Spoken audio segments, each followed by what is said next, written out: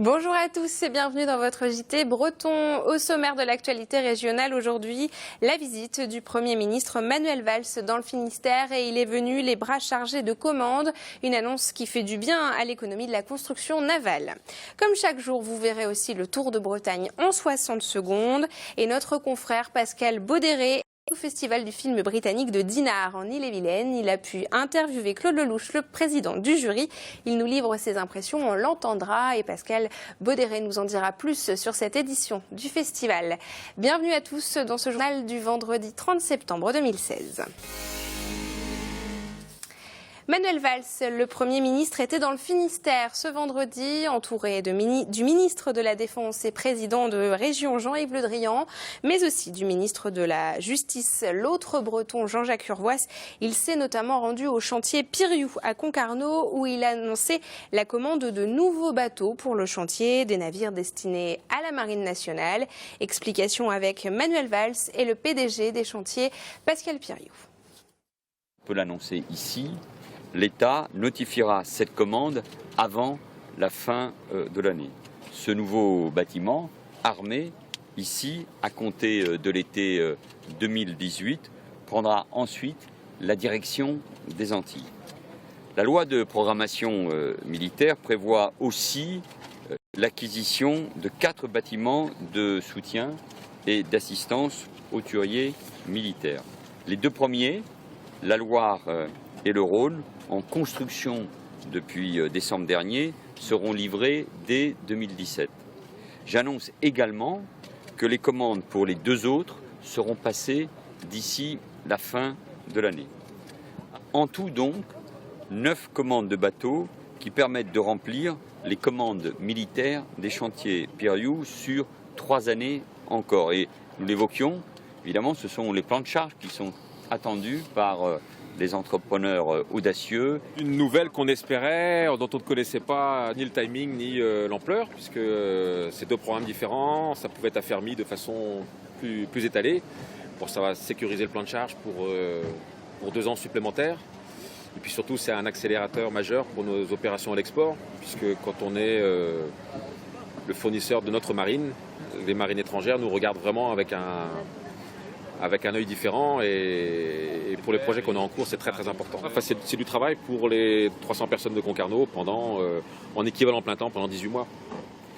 Et ça, cette visibilité-là nous permet vraiment de faire du développement à l'export, ce qui est très appréciable. Et la visite du Premier ministre Manuel Valls a continué au port du Guilvinec, toujours dans le Finistère. Il a notamment rencontré les professionnels du secteur de la pêche et des élus locaux.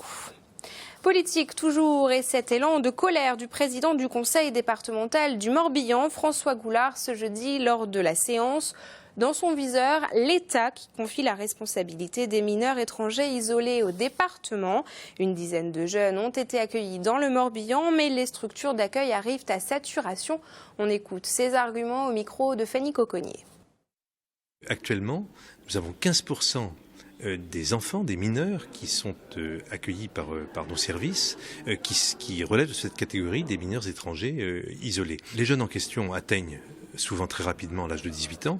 Ils deviennent des adultes en situation irrégulière, puisqu'ils sont entrés de manière irrégulière sur le territoire français, et l'État ne fait rien pour traiter leur cas. Ils sont dans la nature et donc on a un vrai problème dans le traitement des flux d'immigration.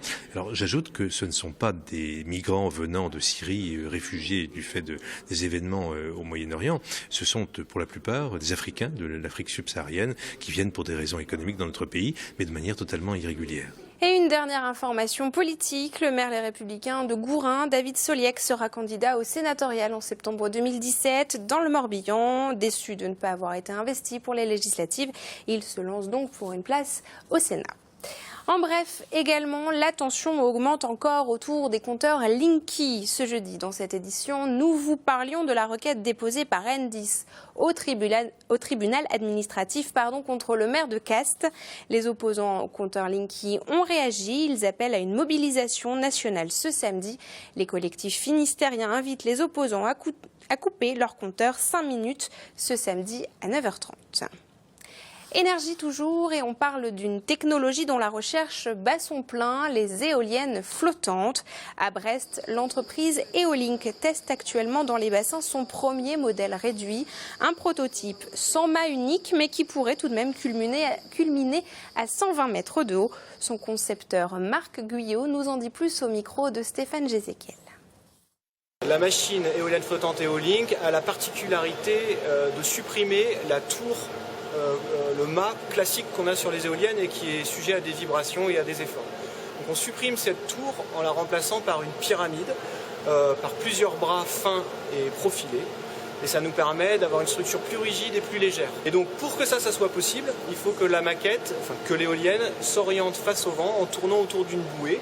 Et c'est l'objet des essais qui ont eu lieu depuis un mois ici à l'Ifremer, que de prouver l'auto-orientation du système flottant. Glamour, paillettes et cinéma, on file au festival britannique de Dinard. Pascal Bauderet est sur place. Alors Pascal, parlons un petit peu des stars présentes pour ce festival. Eh bien, cette année, 2 stars principales. Claude Lelouch, président du Festival de Dinard 2016, c'est vraiment la grande tête d'affiche. Il y a aussi d'autres grands noms. Je parlais d'Anne Parillo en citant la deuxième, mais il y a aussi Julie Ferrier et d'autres. Ces grands noms-là sont la preuve que le Festival du film britannique tient une place à part dans le paysage cinématographique national et même international. On a vu les années passées Jean Rochefort, Catherine Deneuve, Patrick Bruel, pour ne citer que les Français, mais également de grands réalisateurs britanniques comme Ken Loach ou encore Mike Leigh venir ici fouler le tapis rouge de la croisette dinardaise. Donc depuis 27 ans que le festival existe, cette longévité prouve que Dinard reste une place très forte du cinéma, en Bretagne bien sûr, mais au-delà de ça en France et même à l'international. Alors Pascal, vous parliez de Claude Lelouch, le président du jury. Vous l'avez justement rencontré avec Thibaut Boulet de TVR35. Il nous livre ses impressions, on l'écoute. J'aurais pu effectivement tourner un homme et une femme dans un endroit comme Dinard. Ça s'y prêtait très très bien, il n'y aurait pas eu de problème. On aurait pu, mais vous savez, avec des si, je pense que de Hitchcock à David Lean,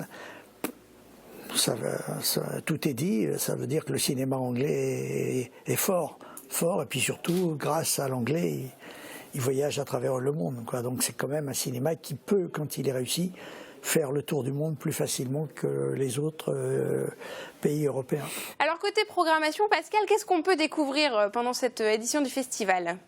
Alors cette année, la programmation de 2016 est résolument politique. Les 6 films en compétition sont axés sur la jeunesse britannique. C'est un choix délibéré des organisateurs du festival au moment où l'Angleterre a décidé de quitter l'Europe. Le Brexit fait même l'objet d'une table ronde ici avec des acteurs et des producteurs, car ce retrait de l'Union européenne inquiète l'industrie cinématographique anglaise, qui, comme toutes les autres industries cinématographiques, reçoit des fonds de l'Europe.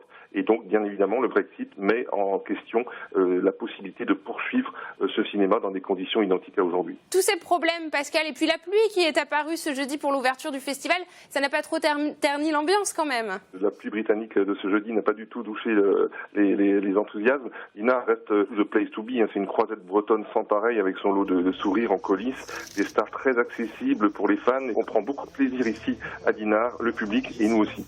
Eh bien, merci beaucoup Pascal pour ce tour d'horizon à Dinard et bon festival à vous. Merci. Culture toujours et l'arrivée des Vieilles Charrues à New York. L'équipe du festival prépare activement le concert de ce samedi à Central Park. M et The Avener seront sur scène. Les Woodbrays, un groupe de festivaliers habitués des Charrues, sont venus pour cette première américaine. Ils sont reconnaissables à leur veste rose. Environ 500 Bretons sont sur place pour ce concert événement. Le Tour de Bretagne en 60 secondes, c'est maintenant et c'est préparé par Benjamin Bréant du Télégramme. Le commerce breton relève la tête. Après plusieurs années de baisse du nombre d'établissements, la courbe est repartie à la hausse entre 2015 et 2016. Pas sûr que ça dure selon la CCI Bretagne, plutôt pessimiste pour l'année à venir. Top, je suis secrétaire d'État chargé de la recherche. J'étais à Rennes ce matin pour l'inauguration de l'Institut de recherche en santé, environnement et travail. J'ai écouté des discours. Je suis Thierry Mandon, bien sûr.